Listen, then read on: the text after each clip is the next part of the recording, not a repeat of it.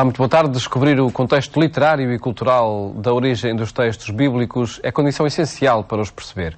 Por isso, em cada sexta-feira, analisamos no programa Eclésia as páginas da Bíblia que são lidas nas missas de domingo. O que faremos hoje no diálogo com o Padre Armindo Vaz, professor de Sagrada Escritura na Universidade Católica Portuguesa, e Frei José Nunes, professor de Teologia na mesma universidade. Muito boa tarde e obrigado por estarem neste programa para analisar os textos da Bíblia. E começando imediatamente pelo texto da primeira leitura, ele insere-se, a parte que será lida, insere-se nesse relato das origens, a história de Adão e Eva. E Padre Armindo Vaz pedia-lhe, antes de mais, para enquadrar este texto numa investigação, eu creio que mais vasta que fez, e até onde, em vez de dizer história de Adão e Eva, diz o sentido último da vida projetado nas origens.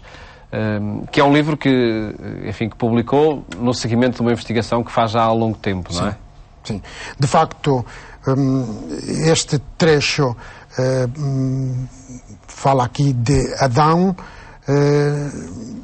e de facto este trecho é só um bocadinho da grande narrativa que poderíamos chamar do casal primordial bíblico, que constitui uma narrativa da criação, que é uma história que tem como objetivo dar sentido de transcendência, o sentido último a todas as coisas e especialmente à existência humana. No fundo poderíamos chamar essa história imaginada pelo narrador bíblico um mito de criação ou um mito de origem que pertence a um género literário que tem uma profunda espiritualidade e numa frase poderíamos resumi-la assim: os mitos de origem querem, ao descrever as origens das coisas e atribuindo-as a uma ação de Deus Criador, querem dar sentido a todas as coisas e à existência humana, dizendo que Deus, porque as criou e as fez, é que é verdadeiramente o sentido das coisas. Sem Ele, nós perdemos o sentido, vivemos como no deserto insuportável. Essa é a grande conclusão desta investigação que fez o Padre Armindo Vaz? Sim, com certeza. E então, agora, este trecho que nos aparece aqui seleciona só alguns versículos que falam da serpente, para fazer a ligação com o Evangelho que fala de Satanás, em grego, Satan em hebraico. Qual é a função que o narrador bíblico, nesta grande narrativa, deu aqui à serpente? Ela aparece como um animal, é um animal, não é o diabo, não é o demónio, como diz o texto bíblico, é o animal mais astuto de todos os animais que o Senhor Deus tinha feito. E aparece como símbolo de sabedoria, mas também de vida e de morte. Sabedoria, porque ela conhece as funções da árvore do conhecimento do bem e do mal. Ela sabe que a árvore do conhecimento do bem e do mal não significa morte, significa o conhecimento, adquirir o conhecimento. Por outro lado, porém, esta serpente engana a mulher e torna-se como que um rival de Deus Criador. Deus tinha proibido o homem e a mulher de comerem da árvore do conhecimento do bem e do mal. A serpente induz-los a comerem e comem. A serpente enganou-me. Ora, então esta serpente tem aqui a função, na mente, na estratégia narrativa do narrador, de levar o próprio autor bíblico a dar sentido último aos aspectos penosos da vida humana, aos aspectos bonitos da vida. O narrador dava-lhes sentido dizendo que Deus os criou diretamente. Criou o homem, a mulher, as árvores, as plantas, etc. Mas e os nossos sofrimentos? As nossas dores? A morte? Como explicá-la? Como atribuí-la a Deus? Se atribuísse a um ato direto de Deus, o narrador estava a sugerir ao leitor: então Deus quer o meu sofrimento. Então o narrador recorre a uma estrangeirinha, por assim dizer, a uma estratégia narrativa, dizendo que o homem e a mulher cometeram uma transgressão e por isso Deus teve que intervir de novo para os punir. E então, nessa punição, o narrador põe a atribuição das penas, dos aspectos duros, gravosos da vida humana. E assim os explica, dando-lhes sentido, meditando neles à luz de Deus na mesma. Só que Deus assim já criou as penas indiretamente e não diretamente. É isso que, quando se fala neste relato, nesta história de Adão e de Eva, e se fala em pecado original, são essas penas, são esses aspectos dolorosos que se está a querer dizer? Está-se a querer dar sentido também a esses aspectos penosos da vida humana. Para o narrador, a vida é complexa. Ela tem aspectos bonitos, agradáveis, o trabalho bom do ser humano e o relacionamento complementar de ajuda mútua entre homem e mulher, etc. Mas a vida tem as suas contrariedades, as suas contradições, as suas penas e trabalhos duros. É preciso não cair no fatalismo, no pessimismo, pensando que tristeza, que desgraça nossa, temos que trabalhar de sol a sol, isto não tem nenhum sentido. Não, o narrador sugere, tem sentido. Meditando nele à luz de Deus, podemos ver Deus como o princípio de tudo, não cair no fatalismo, nem na tragédia, nem muito menos no pessimismo. Há que assumir as coisas, também os aspectos duros da vida, positivamente e pacificamente, aceitando a vida como ela é, da qual fazem parte as penas e também a morte humana. Aceitando-as assim, então o ser humano dá sentido à sua vida e também aos aspectos penosos da vida, meditando neles à luz de Deus. Francisco Nunes. E de facto há realmente muitas contradições na natureza, digamos assim. A criação, as criaturas são limitadas, não são perfeitas e, portanto, há que saber viver integrando todas estas limitações, não é, da existência. Mas o ser humano até nem tem muito por onde se queixar, quer dizer, porque o texto é muito claro também nisso, quer dizer, quem estraga basicamente tudo isto é o ser humano. Quer dizer, Deus criou um paraíso. O que Deus quer para o ser humano é um paraíso. Agora, o homem, e a mulher, o homem com letra mesmo, o ser humano, é que dá cabo disto também. Quer dizer, quem é o autor do mal? Não é Deus. Esta narrativa também serve para falar disso. Quer dizer, quem escreve isto vê que há muita maldade à sua volta. Então, e os nossos pais eram assim, os avós também, e os trisavós também, até ao princípio do mundo. De onde é que isto vem? Foi Deus? Não. Não foi Deus que criou o mal. Não foi Deus que criou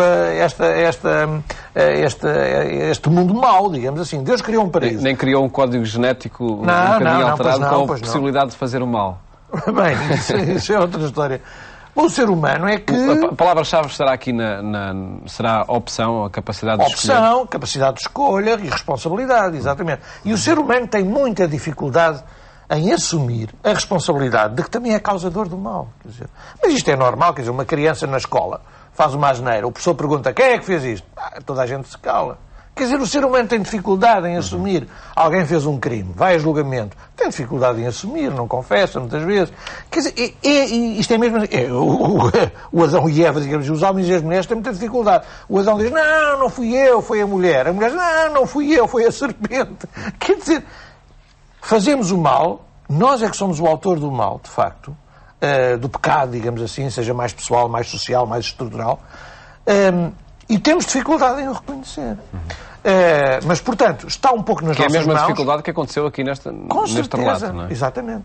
E, portanto, está um pouco nas nossas mãos, é a questão da opção que o Paulo estava a pôr, está um pouco nas nossas mãos o construir um mundo mais belo, mais paradisíaco, mais parecido com o paraíso, ou continuar a estragar o mundo. É verdade que o mundo já está um bocado estragado por causa destes milhões de anos em que a gente tem dado cabo dele. Mas o mundo também tem coisas maravilhosas. O mundo hoje evoluiu, de certa maneira, em ciências, em técnicas. Também foi o ser humano que o fez. Portanto, Nós temos essa capacidade, com a força de Deus, a acompanhar-nos, de orientar o mundo para o paraíso ou de orientar o mundo para o caos. Quer dizer... De alguma forma, este é, e Padre Armindo Vaz, desculpa a insistência, mas acredito que seja um tema também que lhe seja muito próximo e que provoque também interesse. Esta história de Adão e Eva é uma história que se recria, que se repete a cada tempo. Com certeza, ela nasce, a história em si nasce da própria vida humana, dos aspectos mais variados da vida humana. Isto para dizer que o pecado hoje existe, não porque existiu um pecado original, mas porque essa é a condição humana. Com certeza, o pecado depende da responsabilidade e da liberdade do ser humano. Do ser humano que, quando age como plenamente livre, então opta pelo bem. Mas, por vezes, ele não realiza plenamente a sua liberdade e então torna-se libertino, isto é, opta pelo mal.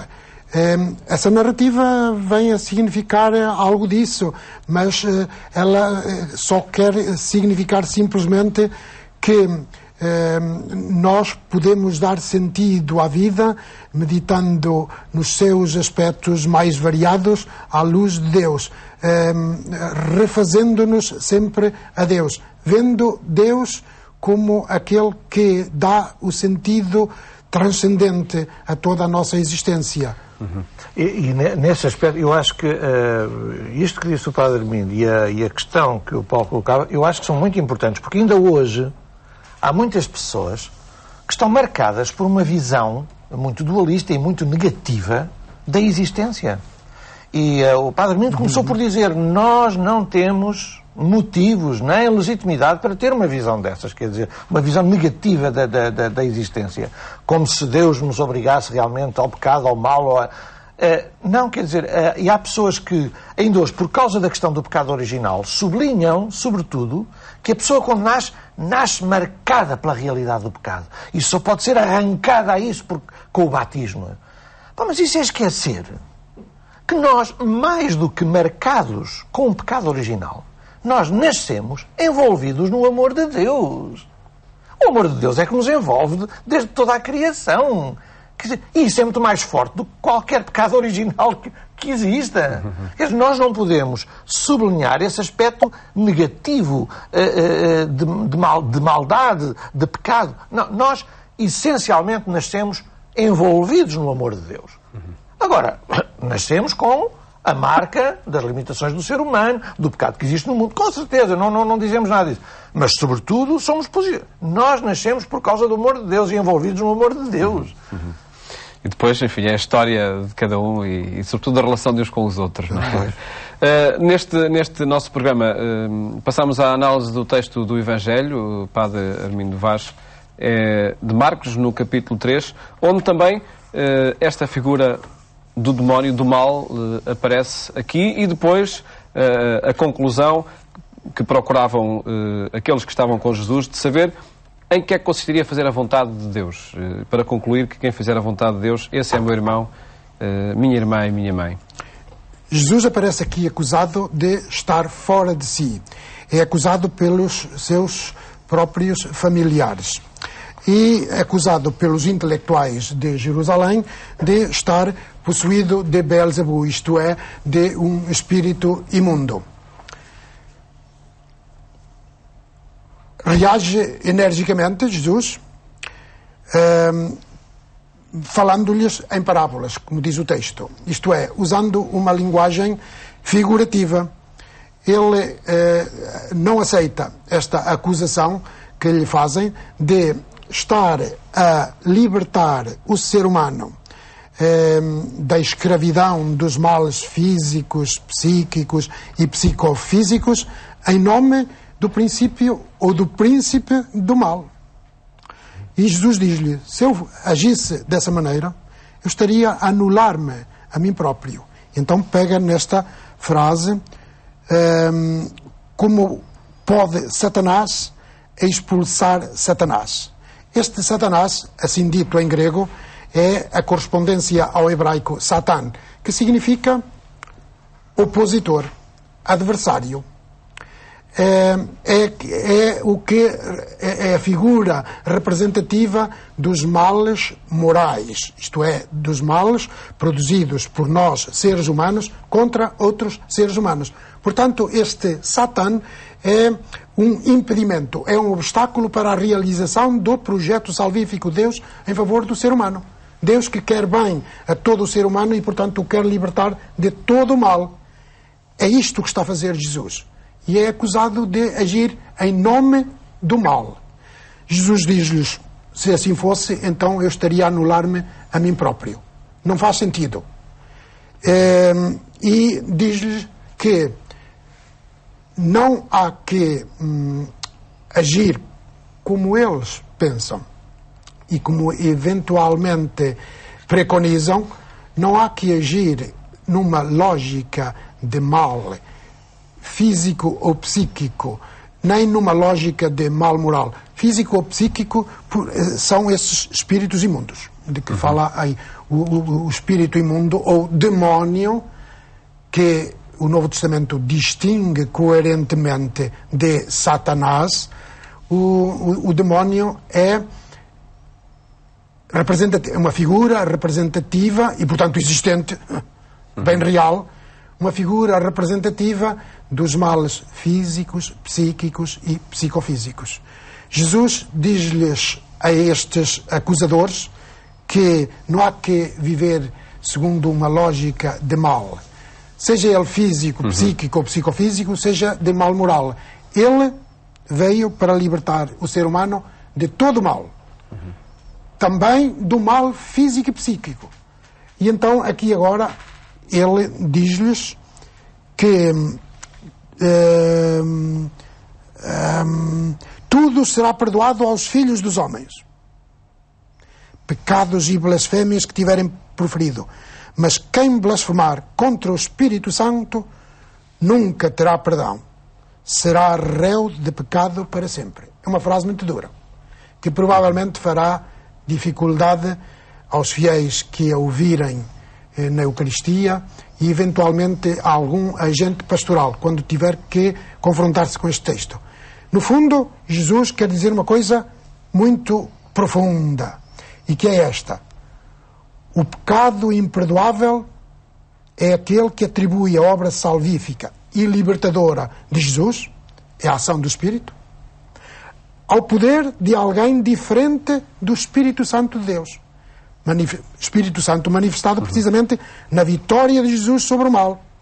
Se a ação do Espírito não é reconhecida, não há outra maneira de Deus chegar ao ser humano. Os pecados são perdoados pela ação do Espírito, como diz o relato de Pentecostes no Evangelho de João. Os pecados são perdoados pela ação do Espírito. Quem não aceita a ação do Espírito torna impossível a ação de Deus salvífica para si próprio.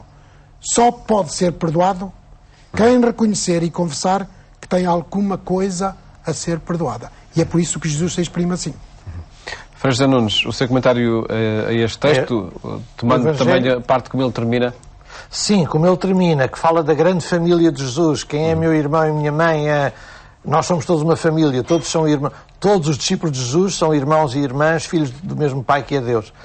Eu creio que essa parte final do Evangelho tem muito a ver com a primeira parte, apesar de parecerem duas histórias distintas. Tem. Nesta primeira parte que comentávamos, fala-se realmente do mal contra o bem, do bem contra o mal. O mal luta contra o bem luta contra o mal. Jesus, se é pelo bem, não pode estar a expulsar os demónios, quer dizer, pela força do demónio. Como é pelo bem, o bem luta contra o mal, não é? Isto é, no fundo, como se nós imaginássemos num desporto qualquer, por exemplo, a jogar futebol. Se a minha equipa quer é derrotar a outra. Se eu começo a meter golos na minha baliza, estou-me a autodestruir. Quer dizer, o demónio não se pode autodestruir a si próprio. Portanto, se Jesus expulsa o mal das pessoas, é porque Jesus é pelo bem e está contra o mal, não é? Ora, o mal é aquilo justamente que leva à divisão de si mesmo. Um reino não pode subsistir se começa a lutar entre si, diz o texto, não é? Ninguém que começa a lutar contra si mesmo pode subsistir. E o mal, o diabo é mesmo, o diabólico é mesmo isso. É o rasgar, é o desunir, é o separar. Isso é que é o diabólico. Isso é que é o mal, verdadeiramente, não é? Que é o contrário do simbólico. O simbólico é o que cria pontos, o que une, o que leva à fraternidade. E é por isso que as duas partes do Evangelho estão muito de acordo. Quer dizer, nós olhamos para a nossa vida, para a sociedade, e nós sentimos que uma família que se começa a desunir, aí está o mal. Quer dizer, uma sociedade que se começa a desestruturar, com tensões dentro de si, a autodestruir-se, aí está o mal. Quer dizer, isso é que é o diabólico.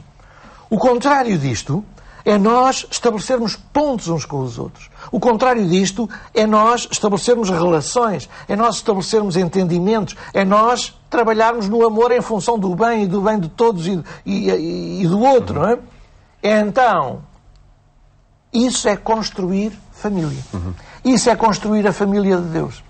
Então, todos nós somos chamados à fraternidade universal. Somos filhos e filhas de Deus, somos irmãos e irmãs uns dos outros, somos discípulos de Jesus. Foi isso que Jesus veio dizer. Há um só Pai e Mãe que é Deus. Nós somos todos irmãos e irmãs. E é como termina, de facto, o texto, e ficam também esses desafios para quem nos está a ver e ouvir. O nosso tempo chegou ao fim, não podemos analisar o texto da segunda leitura que discute nas Eucaristias deste domingo, que digo, em todo caso, que é a segunda carta de São Paulo aos Coríntios, no capítulo 4.